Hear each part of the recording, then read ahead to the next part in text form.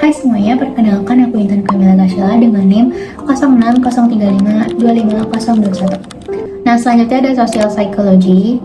Salah satu tokohnya itu ada Philip Zimbardo. Philip Zimbardo ini lahir di New York pada tahun 1933. Ia profesor di Stanford yang terkenal lewat Stanford Prison Experiment pada tahun 1972. Terus ia juga menunjukkan bagaimana situasi bisa mengubah perilaku manusia secara ekstrim. Zimbardo itu aktif memperkenalkan psikologi ke masyarakat lewat media dan buku.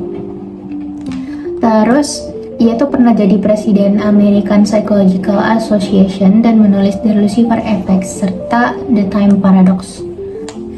Assalamualaikum warahmatullahi wabarakatuh. Nama saya Fariza Safaskia. Di video kali ini, saya akan menjelaskan 7 tokoh psikologi beserta pemikirannya yang hingga saat ini sangat berpengaruh. Mulai dari Alfred Binet hingga David C. McClellan. Pernah gak sih kamu sadar, semakin sering kamu melihat sesuatu, semakin kamu menyukainya? Nah, hal sederhana ini dijelaskan oleh Robert Zayons, seorang tokoh penting dari psikologi sosial. Dalam teorinya yang terkenal, Mere Exposure Effect, Zayons menjelaskan bahwa semakin sering seseorang melihat atau terpapar pada suatu stimulus seperti wajah, gambar, atau bahkan lagu, maka semakin besar ia akan menyukainya. Inilah yang diringkas dalam kutipan, "The more you see it, the more you like it." John Dewey lahir pada 20 Oktober 1859 di Burlington, Vermont, Amerika Serikat. Ia dikenal sebagai filsuf, pendidik, dan psikolog yang menekankan pentingnya lingkungan sosial dalam pembentukan perilaku manusia. Dewey mengembangkan aliran pragmatisme dalam konsep pendidikan progresif, yang menekankan bahwa belajar adalah proses aktif melalui pengalaman langsung dan interaksi sosial. Pemikirannya banyak mempengaruhi bidang psikologi sosial dan pendidikan modern, terutama dalam memahami hubungan antara individu dan masyarakat. Assalamualaikum warahmatullahi wabarakatuh. Perkenalkan, nama saya Nurul Azizah dengan NIM 06035255013. Saya dari kelompok 1 ingin mempresentasikan 7 tokoh psikologi. Sosial psikologi. Ada Erving Goffman memandang interaksi sosial seperti pertunjukan di panggung teater.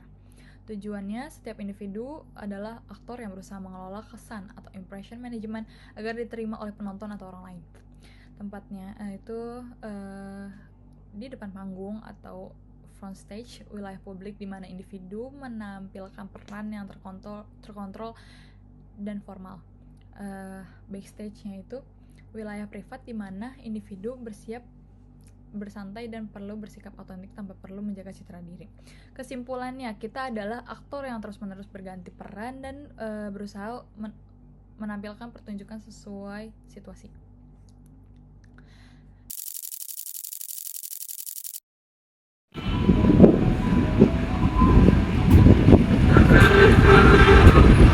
Pernah nggak sih kalian mikir kenapa manusia bisa berubah, bisa belajar, atau bahkan bisa cinta? Nah, ada loh para tokoh psikologi yang meneliti akan hal itu, dan hasilnya luar biasa. Yuk kenalan dengan tokoh psikologi yang dapat mengubah pandangan manusia menjadi lebih baik.